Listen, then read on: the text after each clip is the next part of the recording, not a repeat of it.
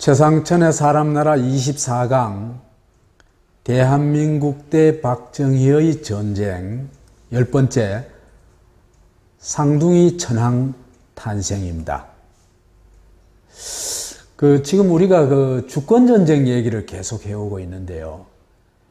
왜 한반도 남과 북에서 이런 주권전쟁이 일어나는가, 그걸 조금 이해해 또 어떻게 주권전쟁이 전개되어 왔는가, 이런 걸 좀 이해해 볼 필요가 있습니다.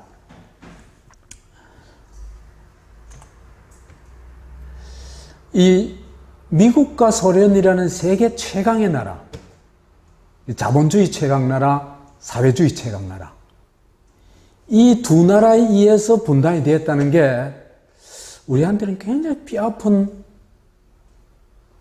일이라는 생각이 들어요. 왜 그러냐면은 이 두 나라 최강국에 의해서 분할이 되었기 때문에 이 최강국에 저항할 힘이 우리가 거의 없었다는 겁니다. 대항력이 거의 없을 때 그 두 나라가 요구하는 걸 벗어날 수가 없거든요.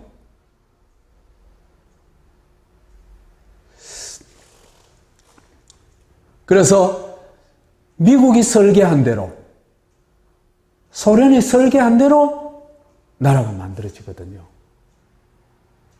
그 다음에 그걸 관리하는 것도 미국의 앞잡이, 소련의 앞잡이가 관리를 하거든요. 그 다음에 이 관리자에 대해서 세계 최강의 나라가 뒤에서 백업을 딱 해주니까 어떤 민중의 힘으로 이걸 어떻게 바꾸기가 너무너무 어려워요. 그래서 이런 앞잡이가 다스리는 이데올로기 국가, 다른 말로 공산국가, 반공국가, 이 국가들은 애초에 민주국가가 되기가 어렵습니다. 왜? 민주국가는 어디로부터 나옵니까? 시민의 힘으로부터 나오죠. 그죠? 시민의 힘으로부터 나온다. 그런데 이거는 국가의 힘의 근원이 어디입니까? 외세죠. 그죠? 그러니까 외세의 요구에 순응할 수밖에 없습니다. 그렇죠. 그죠? 그러니까 미국의 요구는 뭡니까? 반공이죠. 그죠? 소련의 요구는 뭡니까? 공산주의. 이 틀에서 못 벗어나는 겁니다.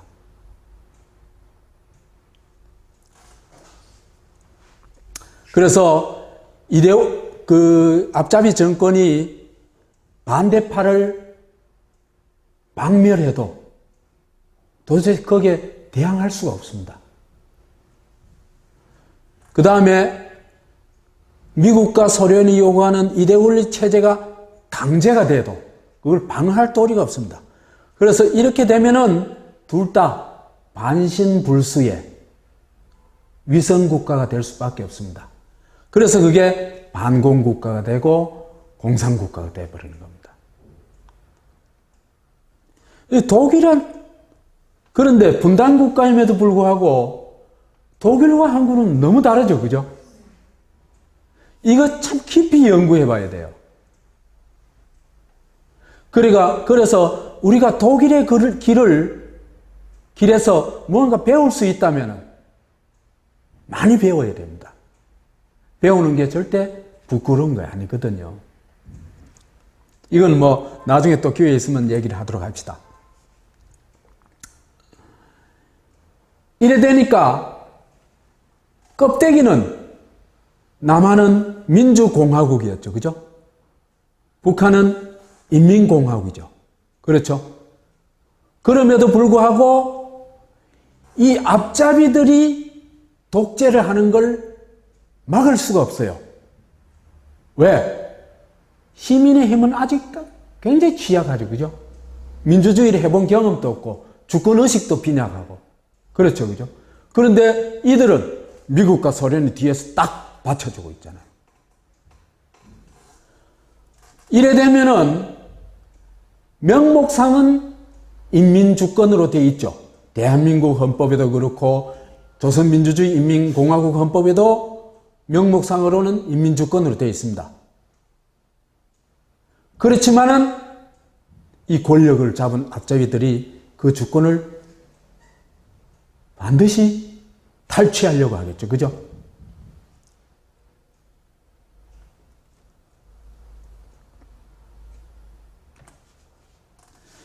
그래서 공화국 인민주권을 유지하려고 하는 공화국 세력과 그 앞잡이 두목을 주권자로 만들려고 하는 일종의 분단 조폭 세력 사이에는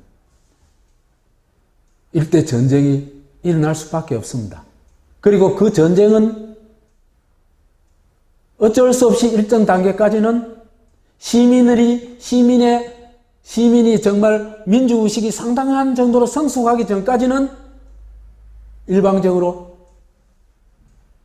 두목주권이 이기겠죠. 그죠? 왜? 국가 권력을 다 쥐고 있으니까. 그래서 이런 전쟁이 남에서 북에서도 벌어지게 된다.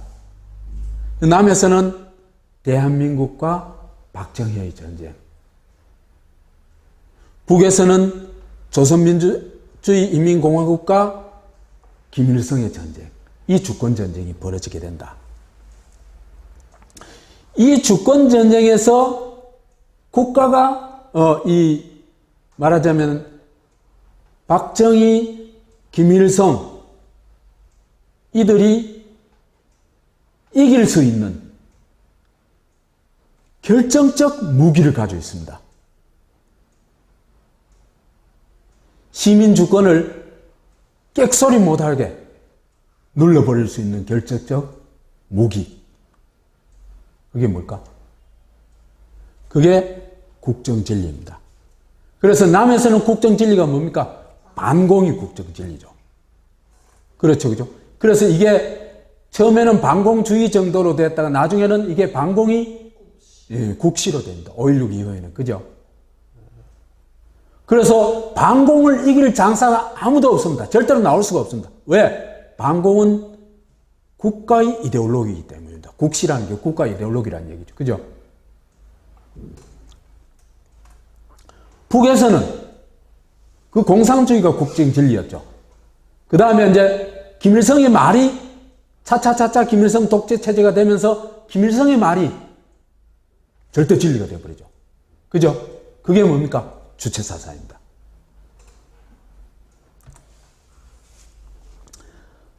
지금 왜 박근혜가 국정교과서에 저렇게 집착을 가졌냐?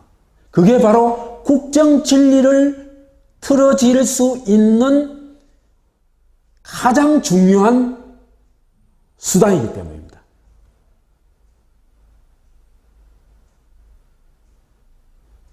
그래서 이 국정교과서를 통해서 자기들 나름대로 역사를 멋대로 해석하고 그걸 학생들한테 교과서로 어떤 강제하고 시험으로 그걸 확인하고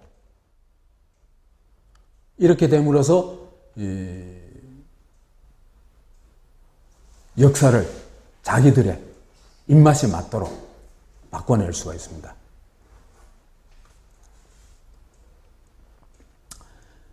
이러한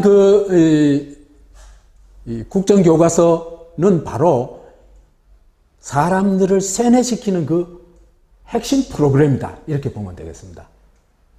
그런데 지금 이제 이런 인식이 아직도 한국에서는 좀 지금 나오긴 나와요. 그죠?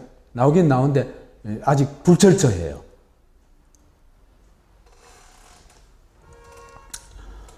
그래서 이런 말하자면 이 공화국을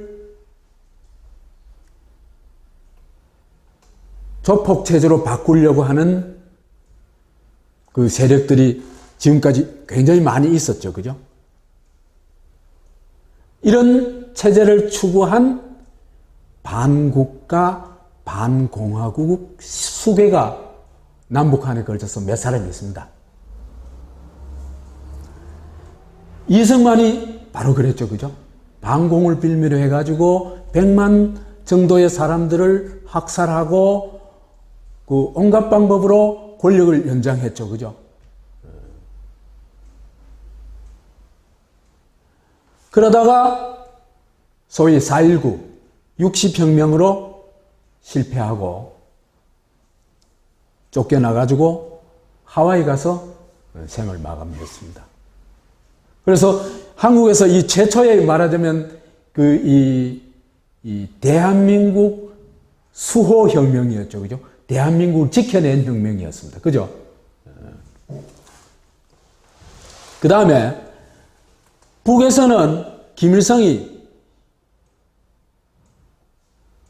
1960년대 후반에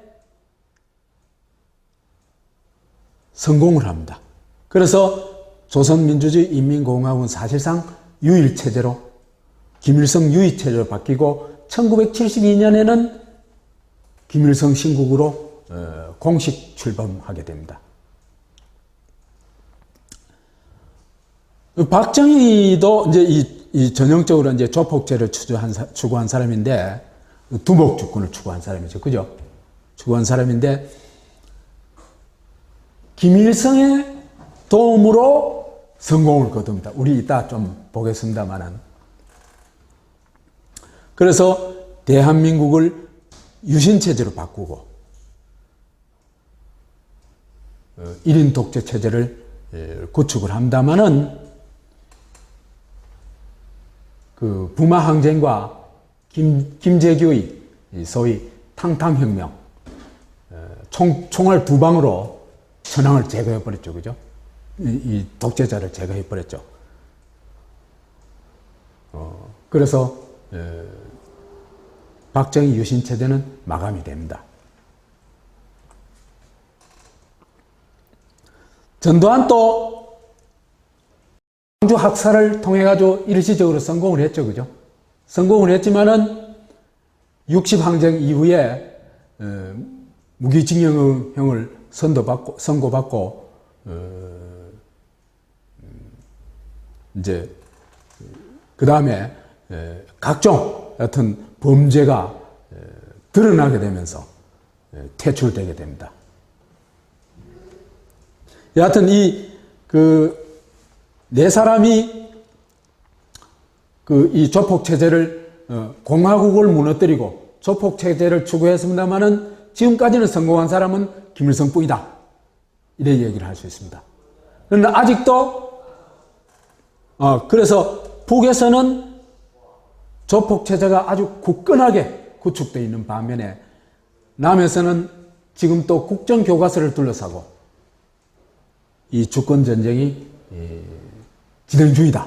이렇게 볼 수 있을 것 같습니다.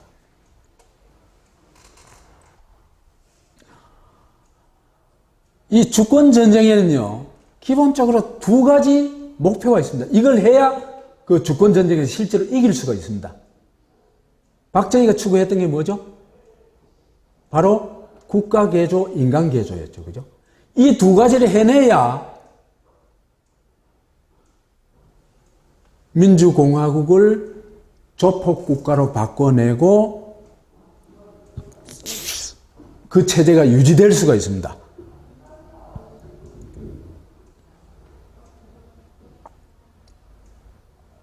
그래서 이제 남과 북에서 이런 국가 개조를 실제로 일시적으로 남에서는 일시적으로 성공했고 북에서는 아직도 그 성공이 이어지고 있죠. 그죠?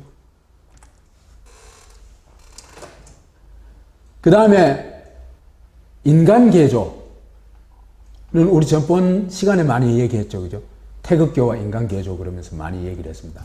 그래서 북에서도 남에서도 인간 개조가 상당히 성공을 했습니다.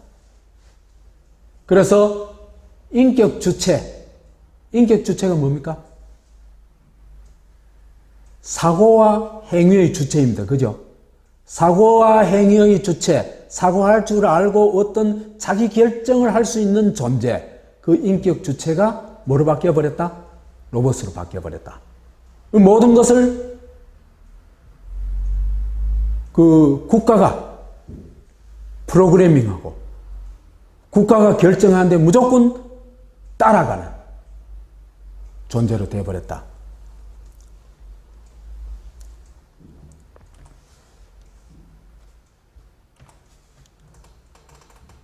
그래서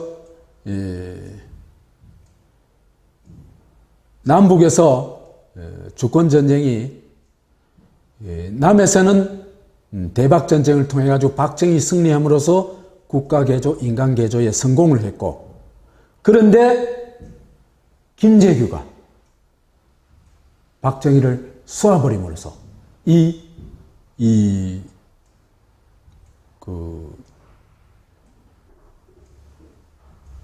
그 조폭체제가 일시적으로 무너지고, 지금 또 조폭체제로 갔냐 민주공화국 체제로 갔냐, 그 싸움이 아직도 격렬하게 진행되고 있는 중이다, 이렇게 볼 수 있습니다. 지금 현장이, 지금이 그 굉장히 치열한 전쟁이 일어나고 있습니다.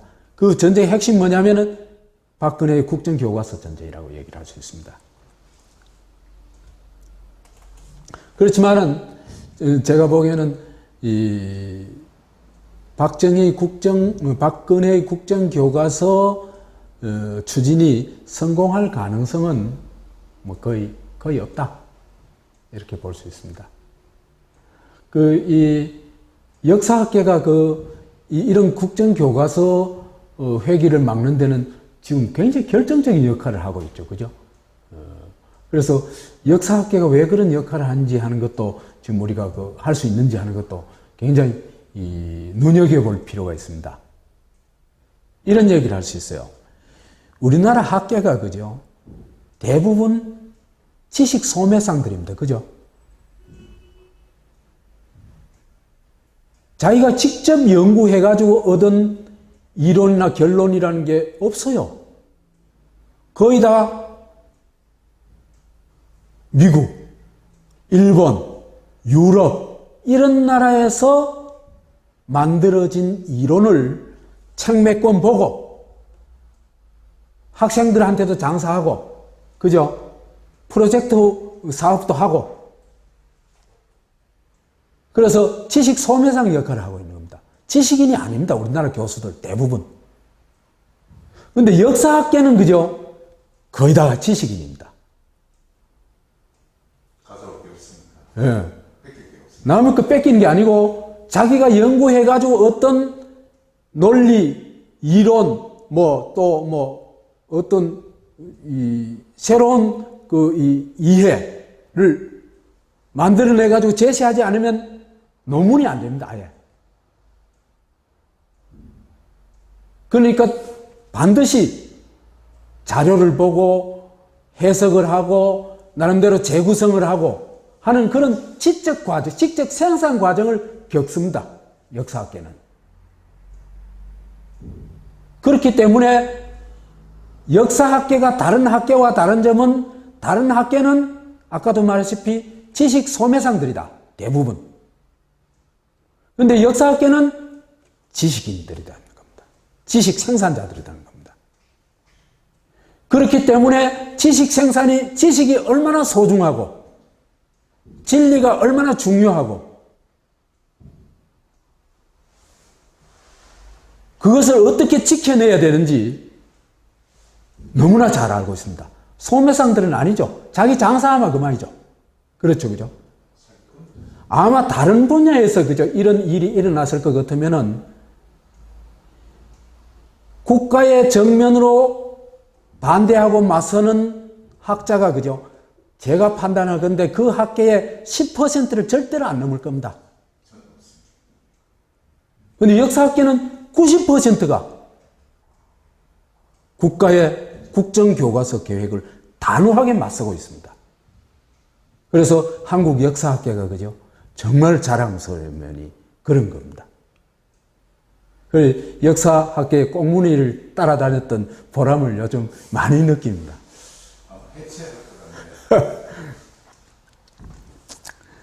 그래서 이제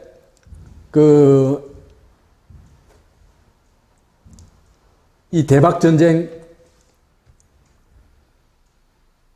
얘기 어딜 갚았노? 그래서 이제 1차 대박, 그래서 이제 지금은 이제 지금 전황이 말하자면은 박근혜 정권 대 대한민국, 자유민주주의를 수호하려고 하는 대한민국 세력과, 그죠? 국정교과서를 거부함으로써, 그죠? 국정교과서를 통해서 국정진리를 장악하려고 하는 종북 세력.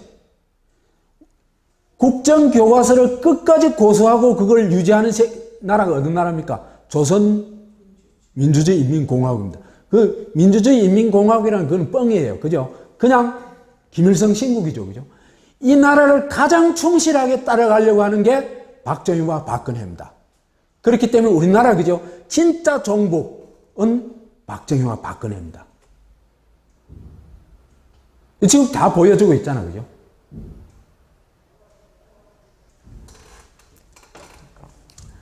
그래서, 지금 2차 대박전쟁이 이제 진행 중인데, 1차 대박전쟁이 어떻게 마무리되는지를 조금 이제 오늘 얘기하게 되겠습니다. 그죠? 전번에 얘기했다시피 1단계에서는 대한민국을 죽이려 했죠. 그죠? 그래서 민주공화국을 뭐로 바꿨다? 반공국가로 바꿨죠. 그죠? 여기까지는 성공을 했습니다. 여기까지 성공했습니다. 그래서 위대한 영도자께서 초국가 기구인 중앙정보부에 올라타시고 초헌법 국가보안법을 휘두르시며 국민을 물새 틈없는 안보체제, 즉 반공우리에 가둬놓고 반공 앞으로 명령을 내릴 수 있는 것입니다. 이게 이 반공체제가 완성된 것입니다. 그래서 이 반공체제 하에서는 주권자가 주권을 잃어버리고 이미 뭐로 됐다? 반공사령관의 쫄병으로 바뀌어버렸다. 이래 얘기를 하셨습니다. 그 다음에 2단계는 이제 그래서 반공체제를 만들어 놓고는 삼선 개헌을 했죠. 그죠? 정권을 연장해야 되니까. 그래서 김대중 대 박정희의 어떤 대한민국을 지킬 것인가? 아니면은 히틀러 천황제 체제로 갈 것인가? 총통제로 갈 것인가? 이 싸움이 벌어졌죠. 그죠? 2단계에서. 온갖 협잡으로 박정희가 이겼죠. 그죠? 그 다음에 3단계에 가서는 그야말로 국가 자체를 개조해버려야 합니다. 국가 개조의 핵심 뭡니까? 헌법을 바꾸면 되죠. 그죠? 그렇죠? 그래서 이제 이 대한민국을 유신 체제, 이게 실질적인 천황체제입니다. 로 바꿔냅니다. 72년도에. 이때 이제 그 박정희가 김일성의 도움을 많이 받습니다.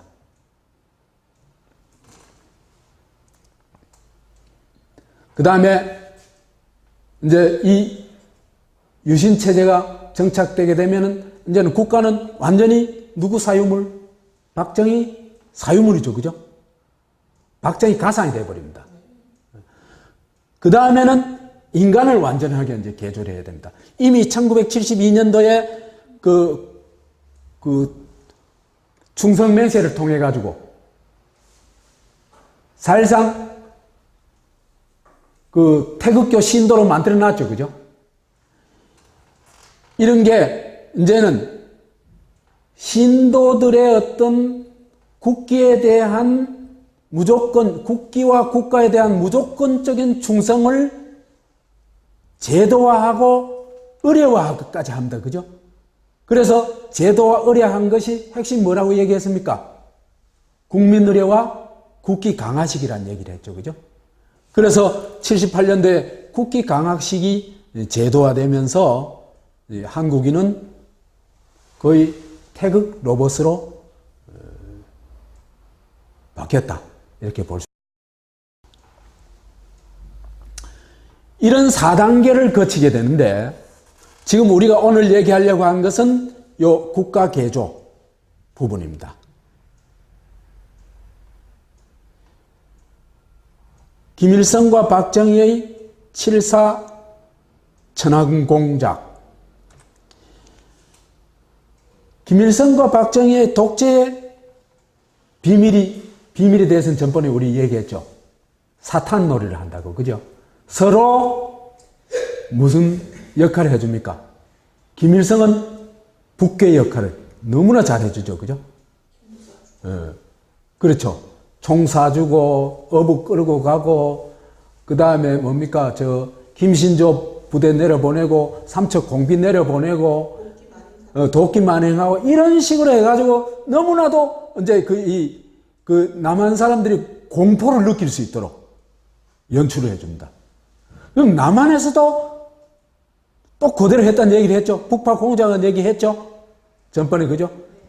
20년 동안 14,000명이나 올려보냈고, 그 중에 실종된 사람이 7,000명이 넘는다는 걸 얘기했죠. 그죠? 그러면은, 그거는 북쪽에서 남쪽에 내려본 특수부대 규모하고 전혀 손색이 없습니다. 더 적은 게 아닙니다. 그러니까 서로 거짓을 해준 겁니다.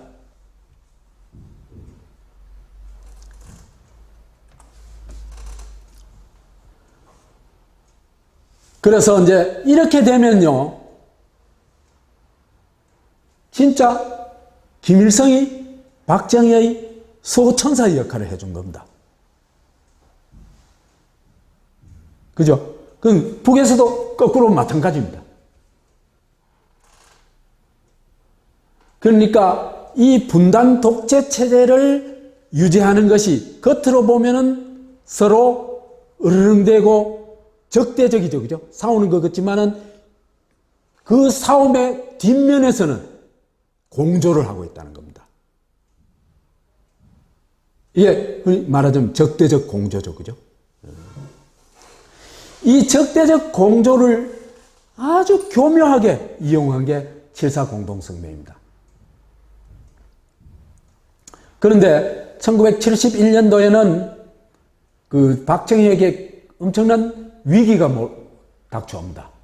그 위기의 핵심 인물이 누굽니까? 박정희를 위기로 몰아넣은 핵심 인물, 김대중입니다. 김대중이가 박정희 정체를 정확하게 알고 있었죠. 그죠? 그렇죠? 그렇기 때문에 박정희가 총통제를 추진하고 영구 집권을 지금 연구하고 있다. 이걸 폭로합니다. 그죠? 그리고 박정희 이 독재 체제의 그 토대가 되는 몇 가지가 있죠. 그죠? 얘기했던 방공우릭하는 거지. 물샐 틈 없는 안보 체제. 이게 전 국민을 이 방공우리에 몰아넣어가지고 꼼짝달싹 못하게 하는 거죠. 그죠? 그 다음에 국가 위에 뭐가 타고 있어요? 중앙정보부가 올라타가지고 모든 것을 공작하죠. 그죠? 그렇죠? 그렇기 때문에 이 두 가지를 없애버리면요, 박정희 체제는 완전히 무너집니다. 그렇기 때문에 김대중이 무슨 공약을 했습니까? 중앙정보부 해체하겠다. 그 다음에 향토 예비군 없애겠다. 교련 없애겠다. 그러니까 박정희 체제를 바탕으로부터 다 쓸어버리겠다는 얘기입니다. 이런 김대중의 출현이야말로 단순히 한 선거에서의 대결만이 아니고 대한민국 대 박정희라는 또 다른 대결 구도를 만들어냈습니다. 김대중이 선도적인 역할을 통해가지고. 그러다 보니까 이제는 굉장한 저항운동이 일어난 71년도에 정말 그 이전에 찾아보기 어려울 굉장한 어떤 이 저항운동이 일어나게 됩니다.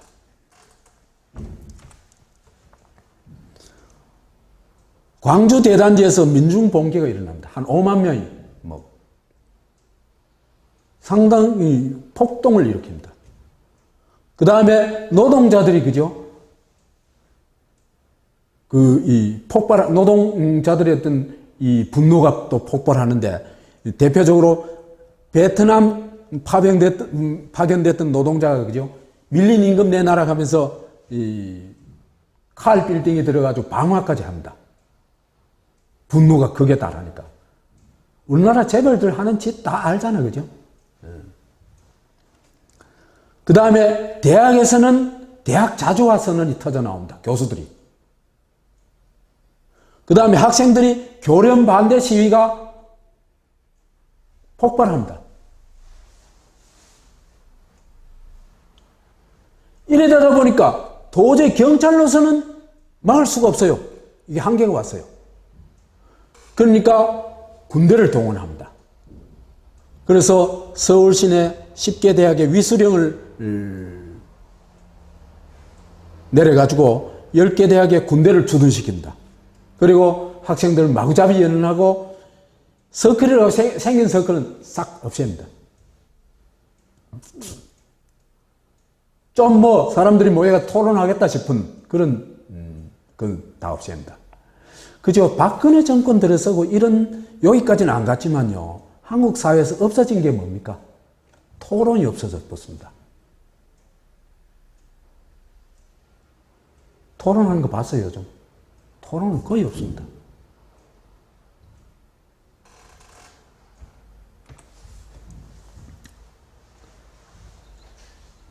그런데다가 이 시기에 또 거대한 이제 이 변화가 일어나는데, 그 역사적 어떤 변화가 일어나는데, 대땅뜨.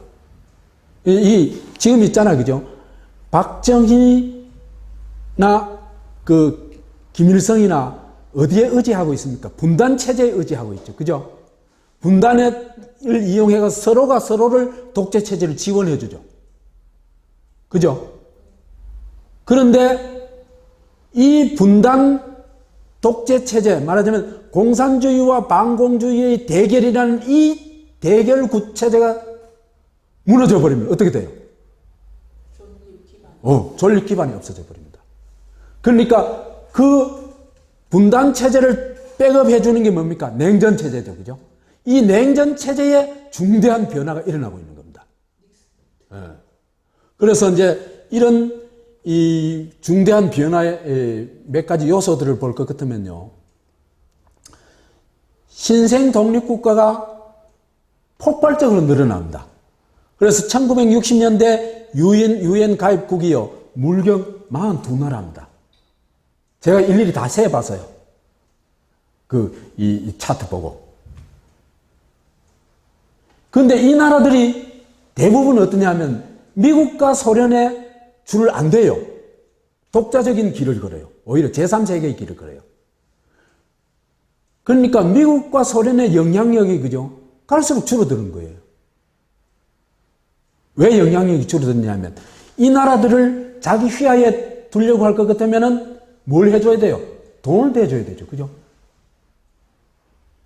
그런데 미국과 소련이라는 나라도 기왕에 이미 자기들 꼬봉들한테 돈 대준데도 이 헉헉대는 판에 신생 국가들한테 돈 대줄 여력이 없습니다. 그 다음에 자본주의 진영의 세력 판도에도 상당한 변화가 일어납니다. 2차 대전이 종전됐을 때요, 미국은 세계에서 압도적 우위의 경제력을 가진, 경제력, 군사력을 가진 국가였습니다. 그래가지고 종전됐을 때 세계 GNP, 이때는 GNP라고 그랬어요. GNP의 40%를 미국이 생산했어요. 그런데 1960년대 들어오면서 일본이, 그죠? 68년도, 1955년도부터 한 70년도까지 막 정말 기적적인 경제 성장이 일어나는데 68년도가 되면 이미 자본주의 진영에서 미국 다음에 제2 경제대국이 됩니다. 68년도가 되면. 그 다음에 독일도, 그죠? 이제는 그 소위 라인의 기적을 통해 가지고 굉장한 경제력을 가지게 됐죠. 그죠? 경제력을 가져가지고 이제는 미국 말 잘 안 듣습니다. 그래가지고 브란트가 소위 동방정책을 써요. 근데 미국은 너끼리 놀고 우리는 우리대로 하겠다. 그러면서 이 소위 이 친공산국가 정책을 펴나갑니다. 이것도 냉전체제가 무너지는 거죠. 그죠? 그러니까 공산국가 반공주의 그 대결 시스템이 무너지고 있는 겁니다. 프랑스도 그죠? 드골이 이제 힘이 좀 생기니까 나토에서 탈퇴해버립니다. 아예. 그래서 미국의 지위가 이제는 그죠? 자본주의 진영 내에서도 종주국에서 주도하는 국가 정도로 여전히 제일 강한 나라는 틀림없지만 그죠? 위상이 바뀌어버립니다. 그 다음에 공산 진영에서도 진영이 바뀌는데요. 우선 소련 경제가 굉장히 침체돼 가지고 소련이 종주국의 위치를 굉장히 빠르게 잃어가고 있어요. 종주국에 유지하려면 뭘 해줘야 됩니까? 돈 대주고 군사, 그죠? 주둔해주고 그래야 되겠죠, 그죠? 그래야 되는데 이게 그런 힘이 없어요, 지금. 식량도 작업이 안 돼가지고, 그 소련의 식량 문제는 그죠? 작업이 안 되는 문제 정도가 아니라, 예를 들어서 감자 생산 같은 경우에, 그죠? 그 소련 내의 수요보다도 훨씬 많이 생산한대요. 근데 이게 유통이 안 되니까, 시장 경제가 안 되니까, 그죠? 유통이 안 되는 거예요. 한쪽에서는 썩어 넘어가고 한쪽에는 공급이 안 되고 이런 정도예요. 그러니까 계획 경제가 가지고 있는 문제가 완전히 이제 소련 경제를 무너뜨리고 있는 겁니다. 그래 되니까 유고슬라비아, 알바니아, 루마니아, 조선 이런 나라들이 이제는 누구 도움 필요 없어 말이지. 그리고 독자 노선을 추진하게 됩니다. 여기에다가 이제 좀 힘이 좀 생기니까 소련하고 맞짱 뜨려고 덤벼요. 그래서 이제 국경 전쟁까지 일어납니다. 과거에는 감히 상상도 할 수 없던 일입니다. 이렇게 냉전 체제라는 거는 그죠? 미국과 소련이라는 자본주의 진영, 공산주의 진영, 사회주의 진영의 압도적 두 힘에 의해서 구축되어 있었죠. 그죠?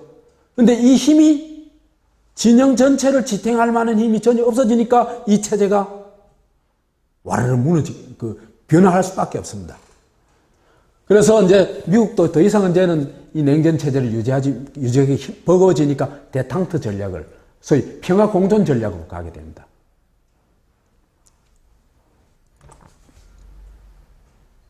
그래서 이제 미국에게도, 소련에게도 미국이, 그죠? 대땅트 전략을 하면서도 특히 중소 분쟁을 좀 더 격화시키기 위해 가지고 중국에 완전히 러브콜을 막 보냅니다. 그래서 소위 미중 대땅트 시대가 열리죠. 그죠?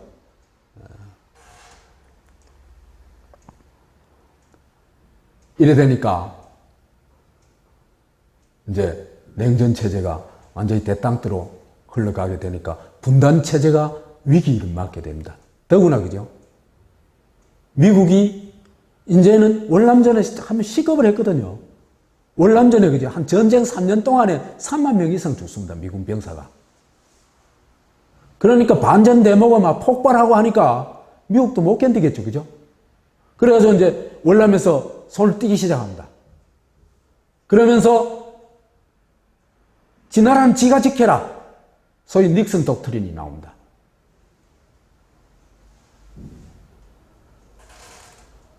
그러면서 박정희 정권에게도 남북 대결 구조로 가지 말고 대화를 해라. 이 대화를 강요를 합니다.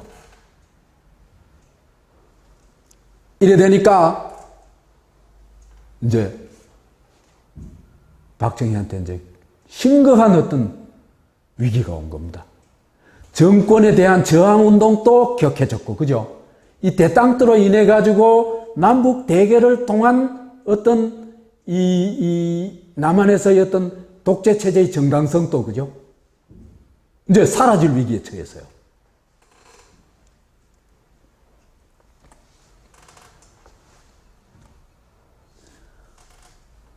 그래서 이런 냉전 분단 체제가 무너지고 대땅트 평화 공조는 김일성과 박정희에게는 정말 쥐약 같은 것이다. 왜? 북괴가 사라져버리고, 그죠? 남조선 미제국주의와 남조선 괴뢰도당이 사라져버리죠. 그죠? 기독교에서 사탄이 사라져버리는 거와 똑같습니다. 그래서 독재자를 지켜줬던 지금 그 사탄이 사라질 판입니다. 이런 위기에서 박정희와 김일성이 손을 잡습니다. 과거에는 서로 악마 노릇 해주면서 보이지 않게 공조를 했죠. 그죠? 근데 이제는 또 다른 하나의 그 쇼를 펼치면서 뒤로 마쿠 교섭을 합니다.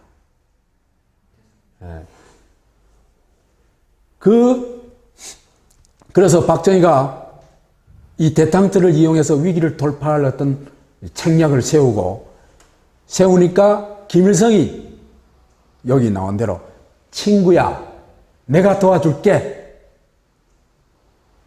어서 와. 이래 합니다. 왜 그랬을까? 그게 자기에게도 위기거든요. 그래서 이울학이 방북을 합니다. 이 방북 시기를 보세요.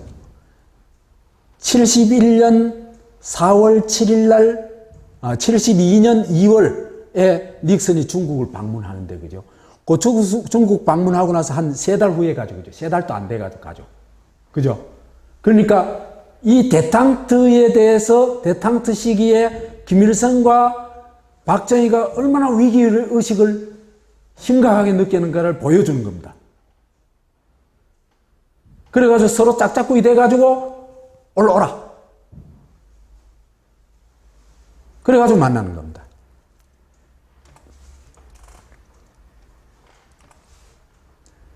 그래서 이제 이런 쇼를, 이런 뭔가 마쿠의 어떤 공조를 하자면은 뭔가 앞에 쇼를 할 필요가 있겠죠. 그죠? 그 쇼는 뭐와 맞아야 됩니까? 대땅트 분위기하고 맞아야 되죠. 그죠? 그렇죠? 그래서 남북이 마치 엄청난 역사적 화해를 하고 또 통일을 추구하는 양 쇼를 합니다. 소위 통일 쇼를 하죠. 어마어마한 일이었죠. 뭐 그때 그죠? 한 1, 2년 내에 통일된 줄 알았어요. 다. 대부분 사람들이. 깜빡 넘어간 거죠, 다.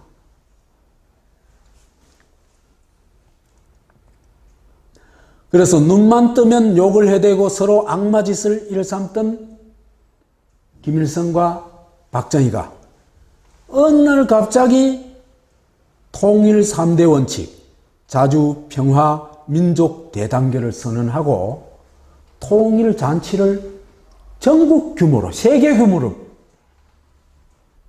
벌였어요. 세계 이목이 엄청나게 집중되어 있죠. 한국인의 피를 가진 사람들은 이 조국이 분단되어 있다는 데 다 아파하겠죠. 그죠? 이 시기까지만 해도 그랬어요. 다 아파했어요. 그러니까 민족이 화해하고 통일의 길로 나간다. 여기에 감격하지 않을 사람이 거의 없어요. 없는 시기였어요. 이 시기만 해도.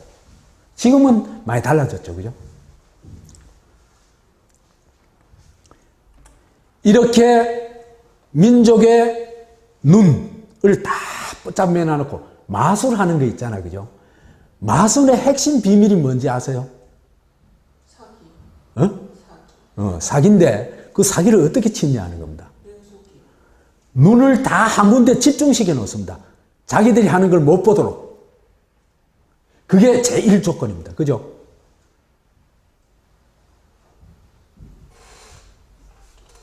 그래서 여기 다 집중시켜 놔놓고 대야합을 합니다. 이 야합을 하는데 있잖아요. 그죠? 어떤 마술을 일으킬 수 있는 비밀이 있어요. 그게 바로 민족 대단결입니다. 한국인이 외세에 의해서 분단됐기 때문에 우리의 뜻에 따라서 분단된 게 아니죠. 그죠? 그렇죠. 그죠? 그렇기 때문에 한국인들의 민족주의는요, 세계 최강 민족주의입니다. 그 인정하세요? 딴 나라하고 비교가 안 됩니다. 우리 다음으로 민족주의가 강한 나라가 일본. 그래서 그게 일본 군국주의도 그 바탕이 뭡니까? 민족주의죠. 그죠? 이스라엘도 그렇죠. 그래서 이제 이런 한국 사람들의 민족주의를 폭발시켜가지고 민족의 눈이 멀도록 하는 것이 바로 이 민족 대단결이란 말입니다. 그래서 통일이란 말이고. 그래서 이렇게 해놔놓고는 서로 인정하고 불간섭하기로 뒤에서는 합의를 하는 겁니다. 사실은요, 통일의 3대 원칙은 반드시 이겨내야 됩니다. 자주. 민족 주체로. 이런 뜻이죠. 그죠? 민족의 주체적인 힘으로. 외세가 결정하는 게 아니고, 그죠? 평화. 전쟁을 통하지 않고 평화적인 방법으로. 그 다음에 이루어야 될 나라는 인민주권의 나라라야 됩니다. 그렇게 했죠. 그죠? 근데 요 민주를 뭐로 바꿔치기 한 겁니까? 민족 대단결로 바꿔치기 한 겁니다. 이렇게 이제 통일 잔치를 벌려놔놓고는 중앙정보부가 뭘 하냐? 유신 작업을 합니다. 그 유신 작업의 이름이 풍년사업입니다. 주가 한 말이에요. 풍년사업이라고. 언제쯤 착수했냐 할 것 같으면 71년 대선 전에 이미 착수했다고 보고 있습니다. 그래서 김대중이 그 폭로했죠. 그죠? 이 공작에 참여한 거는 박정희, 그 다음 주도한 거는 중앙정보부인데 그렇기 때문에 이우락이 총책을 맡았죠. 그 다음에 이런 사람들이 했고, 그 다음에 이 실무 책임자가 박근혜의 비서실장 김기춘입니다. 왜 박근혜가 김기춘을 비서실장으로 썼는지 이해가 가죠. 그렇죠. 그죠?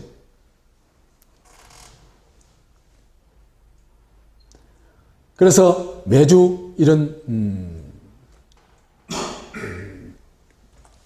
토론을 하고 마지막으로 한태연, 갈봉근 같은 헌법학자가 문맥을 좀 법률학적인 그 용어나 이런 데 맞게 조정한 정도, 손질한 정도입니다. 마지막 손질.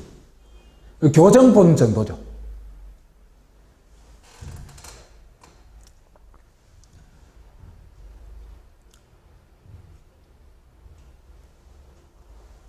그러니까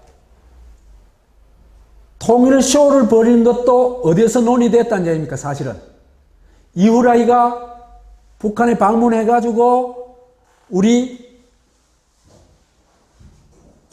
서로 1인 체제로 가기로 하자. 북한은 김일성 주석께서 드시고 남은 박정희 장군께서 드시도록 합시다. 이렇게 합의를 하는 겁니다. 그죠? 그러나 놓고 요런 걸 좀 하는 과정에서 쇼를 좀 해야 되겠다. 그 쇼가 통일쇼였죠. 그죠? 이 짓을 한 겁니다. 제가 그죠? 이 얘기를 2001년도에 이제 알몬박정에서 했는데, 지금은 그래도 이 얘기에 공감하는 사람들이 좀 많이 생겼어요. 그때만 해도 그런 생각은 아예 나올 수 없는 분위기였어요. 왜? 7.4 공동성명은 분단 이후에 최고의 어떤 뭡니까?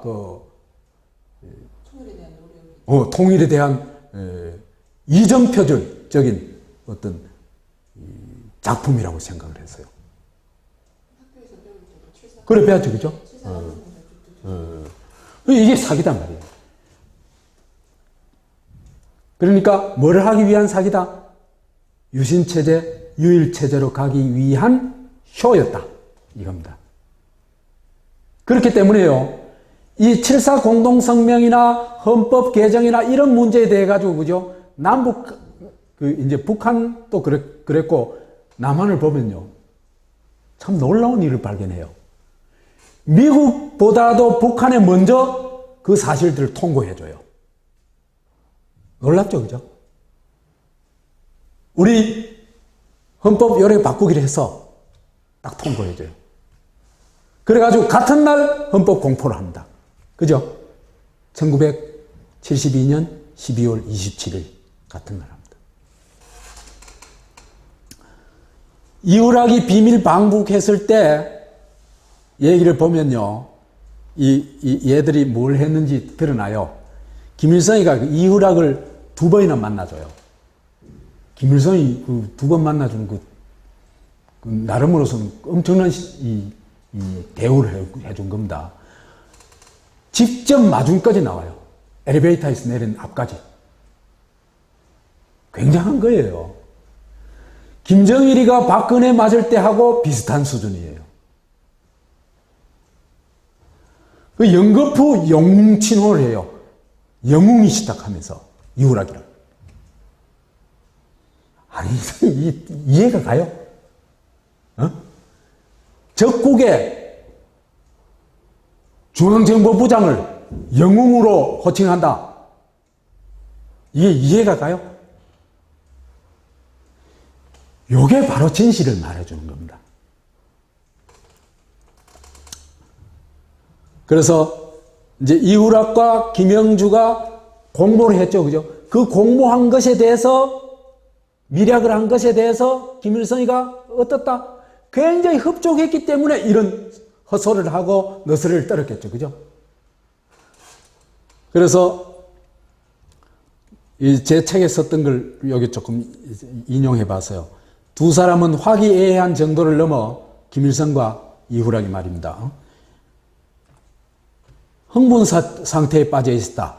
아부에 가까운 말로 상대를 극찬하는 걸 보면 뭔가 대단히 흡족한 결과를 얻은 모양이다.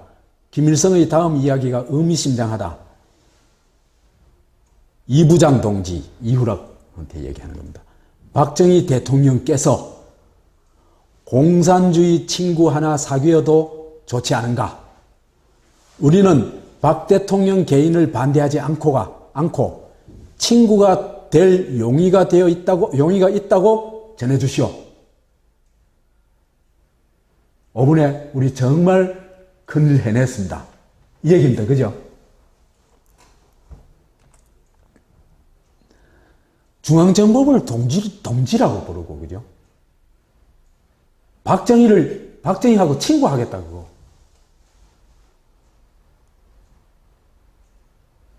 그래서, 요 합의에 기초해서 풍년 작업이 진행됐다는 얘기죠. 그죠?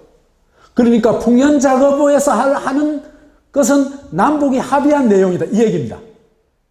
그러니까 북한에 가가지고 그 뜻을 확인하고 난 다음에서 밀약을 하고 와서 한국에 와서 그 사업을 본격적으로 추진하는 거죠. 그게 유신 사업입니다. 유신 헌법 작업입니다.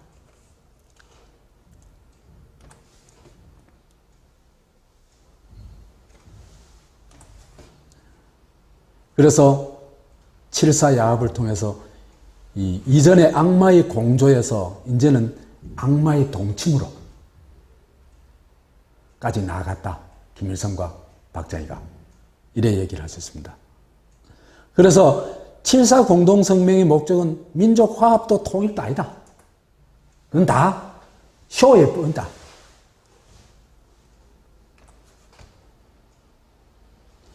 진짜 민족 대화합 통일이 목적이었으면 최측근을 비밀리에 보내가지고 회담을 하지 않겠죠. 그렇죠, 그죠? 국가 공식 회담을 할 겁니다, 당연히. 그래서 총리 또는 총리회담 또는 대통령회담 되겠죠. 그래서 이제 노태우 때는 총리회담 했고, 김대중 때는 대통령회담 했죠, 그죠? 그건 공식 회담이기 때문에 그럽니다. 그래서 진짜 목적은 독재 체제에 서로 지원하고 불간섭하기를 한다. 이겁니다. 그래서 김일성, 박정희의 평양 밀약, 박정희의 공작부장인 중앙정보부장과 제일 신임하는 사람이죠. 그죠? 그 다음에 김일성의 친동생인 김영주 둘이 만나가지고 한 겁니다. 신복이죠. 신복 중에 신복이죠. 그죠? 이건요, 조선을 일본 먹기로 하고 필리핀을 미국이 먹기로 한 가스라 테프트 밀약 못지않게 정말 악랄한 밀약입니다.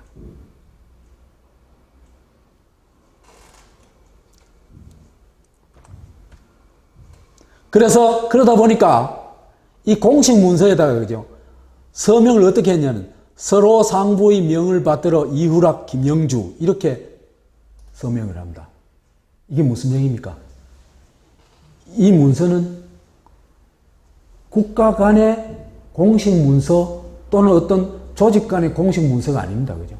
조폭들이 있잖아. 그죠? 대장의 명을 받들어 하는 거 똑같습니다. 이건 절대 공식 문서가 아니에요.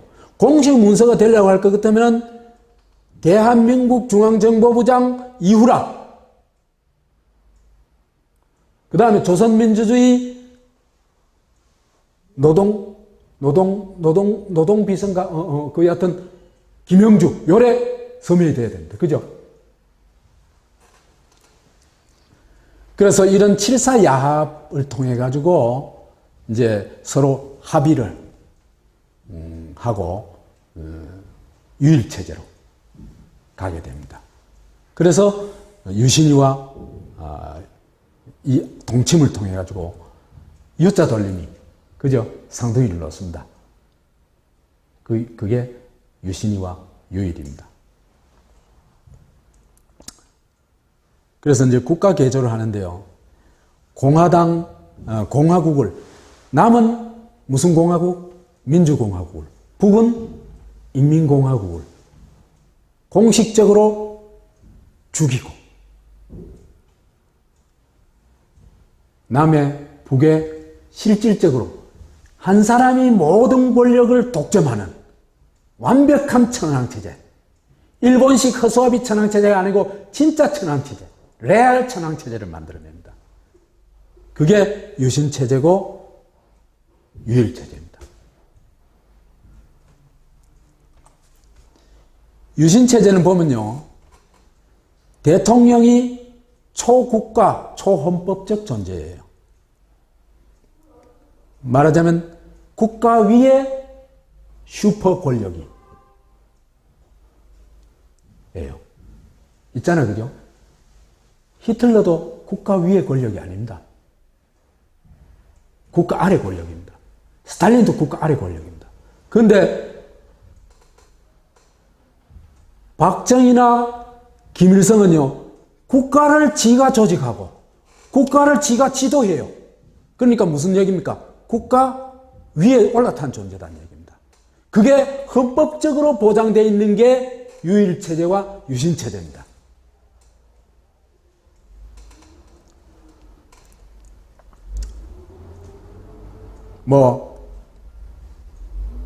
쪼잔한 건 버리고 큰 것만 얘기합시다. 우선 초헌법 권력이 이제 보장되어 있어요. 헌법이고 법률이고 필요 없어요, 사실은. 헌법 53조에, 유신헌법 53조에, 그죠? 긴급조치권을 부여해 놓고 있어요.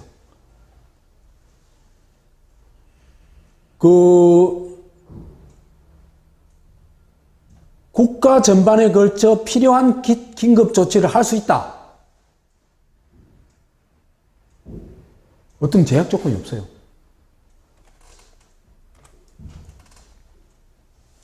그 다음에 이 긴급조치를 하게 되면은 헌법에 규정되어 있는 국민의 자유와 권리를 잠정적으로 정지할 수도 있고 정부나 법원의 권한에 관하여 긴급조치를 할 수가 있습니다. 그러니까 박정희 긴급조치면은 기본권도 박탈할 수 있고 법원에 대해서도 일방적인 명령을 내릴 수도 있습니다. 그러니까 이건 뭡니까? 박정희 말 한마디에 모든 걸 할 수 있다 이 얘기죠. 그죠? 이 긴급조치권이라는 것. 실제로 그래 했습니다. 긴급조치 구호 생략하고. 그래서 국회는 거석이 국회로 만들어 놨어요. 왜? 국회의원 3분의 1을 사실상 통일주체 대통령이 추천하고 대통령이 일괄 추천해요. 명단을 1번부터 막 쭉 해가지고 일괄 추천해요. 예를 들면 300명 중에 3분의 1이다 할 것 같으면 100명 아니에요. 그죠? 100명을 일괄 추천하면 거기에 대해서 개인별로 투표를 하는 게로 일괄 선거를 해요. 찬성, 반대. 그럼 안 될 사람이 어디 있어요? 그러니까 박정희가 국회의원 3분의 1을 임명하는 거예요. 그 다음에 박정희가 국회를 마음대로 아무 조건 없이 해산할 수 있어요. 그 다음에 국회가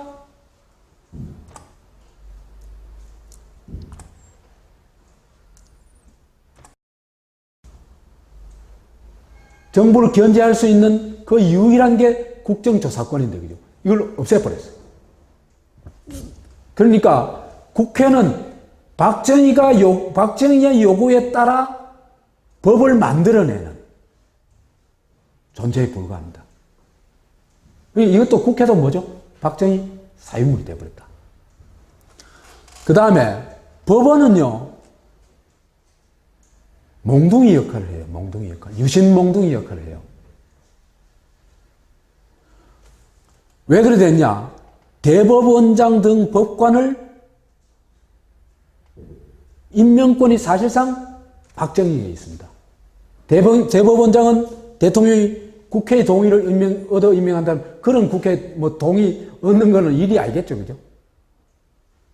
그 다음에 법관은 대법원의 제청에 의해서 대통령이 임명한다는데 지가 임명한 대법원장한테서 대법원장이 이 제청하는데 그건 뻔하죠.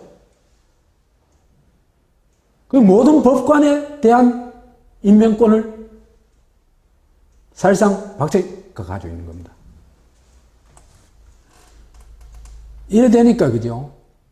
이거는 판결은 있으나 마나 하나만 합니다.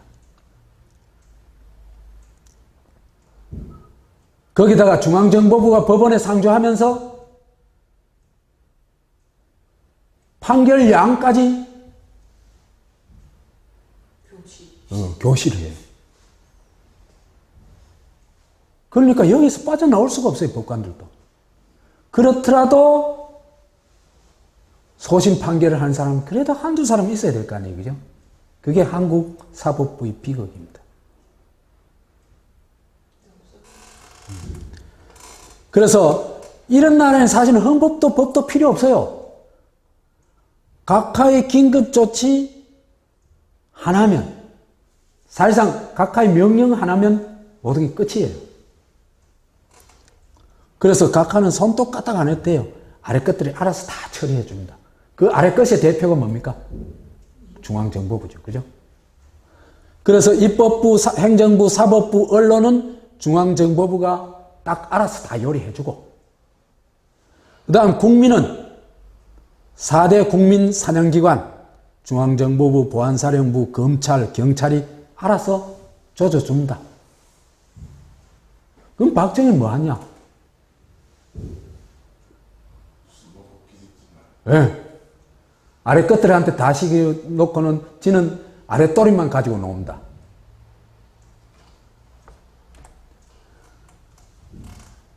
이게 이제 박정희 소위 천황체제가 됐죠. 그죠? 북한의 유일체제도 거의 비슷합니다.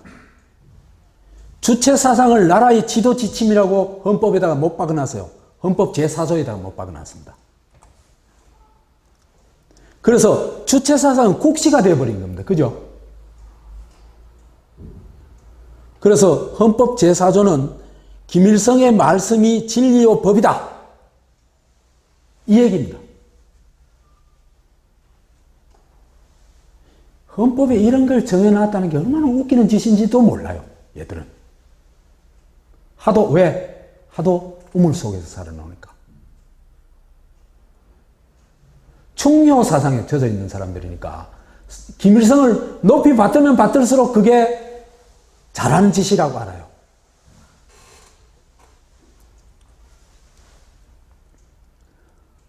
그런데 주체사상이라는 게 사실은요, 하나마나 주체사상 총서 읽어보면요, 참 하나마나한 얘기 하고 또 하고 뭐. 그래서 위대한 수령이 창시했고 영명한 지도자 동지, 이 누굽니까? 김정일이가 정리했고 탁월한 과학적 사상이고 위대한 혁명적 세계관이라고 빠는 소리 있잖아, 그죠? 하는 거 빼고 나면은 아무것도 없어요. 근데 장답을 해요.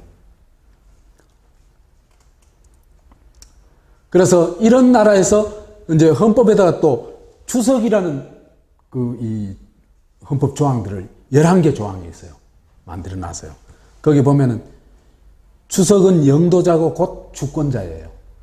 주석은 국가 주권을 대표하고 국가 주권의 최고 기관, 최고 지도 기관은 중앙인민위원회를 직접 지도한다고 되어 있어요. 이게 뭡니까? 국가 위의 존재죠. 그죠? 그렇죠? 국회예요? 그렇지. 국회보다도 훨씬 큰 조직이에요.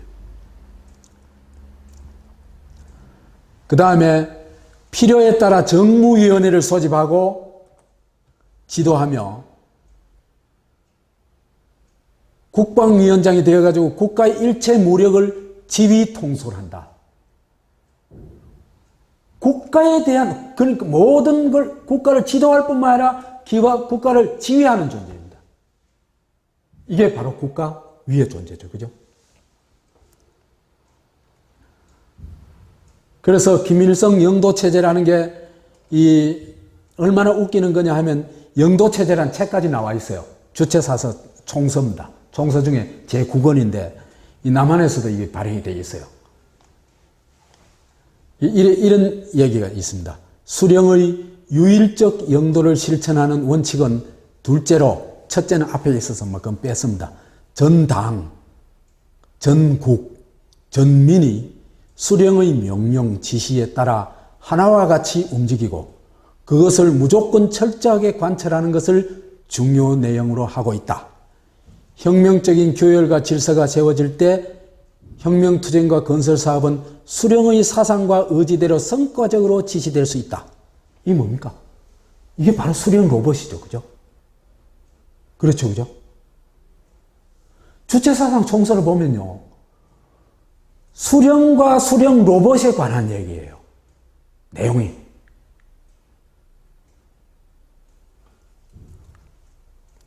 그래서 나라가 수령의 사상과 의지대로 되는 게 그게 인민공화국이라고 생각하고 이 사람들은. 이게 남한과 똑같아요. 수령의 명령에 따라 하나같이 움직이는 게 바로 각하의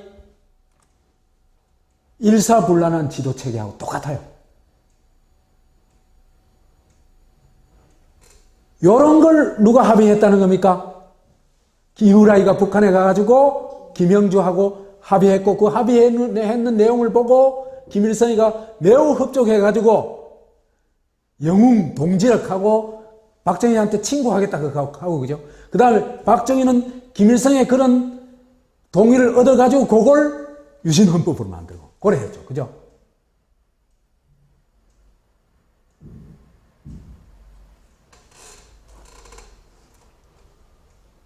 그래가지고 1972년 12월 27일 드디어 쇼를 끝내고 진짜 진면목을 그들이 진짜 하고 싶었던 걸 짜잔 보여줍니다.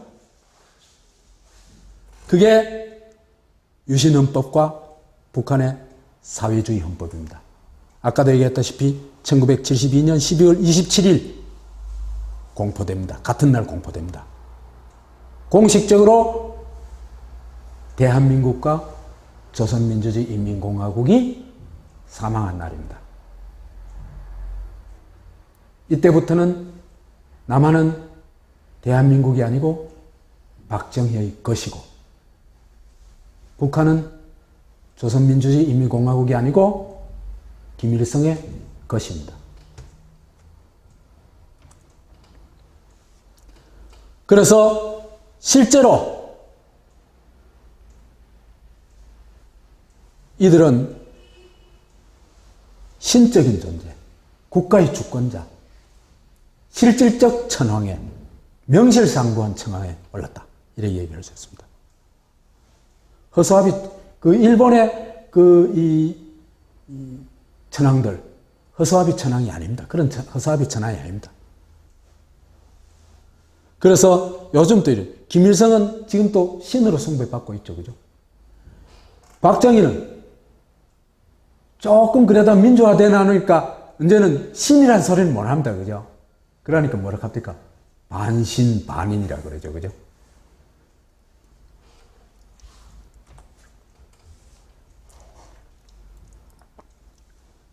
그래서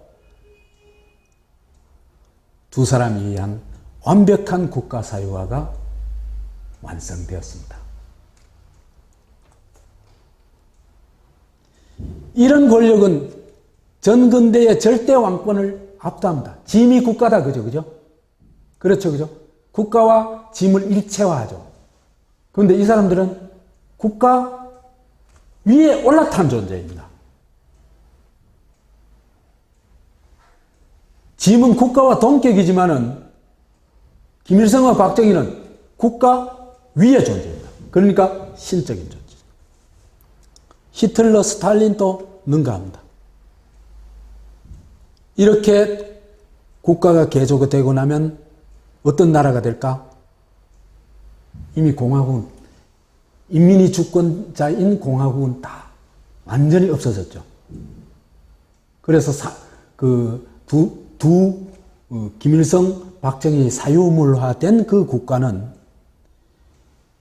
주인의 명에 따라 일사불란하게 돌아가는, 보탄만 누르면 쫙 돌아가는 공장 자동화 시스템과 똑같은 자동화 시스템 국가입니다. 인류 역사상 이런 국가를 완성한 사람은 딱 두 사람뿐입니다. 김일성과 박정희. 정말 우리 민족은 대단한 민족입니다.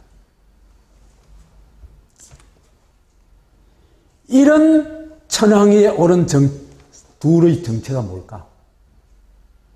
그게 바로 반국가, 반공화국, 수괴죠. 그죠? 마치겠습니다.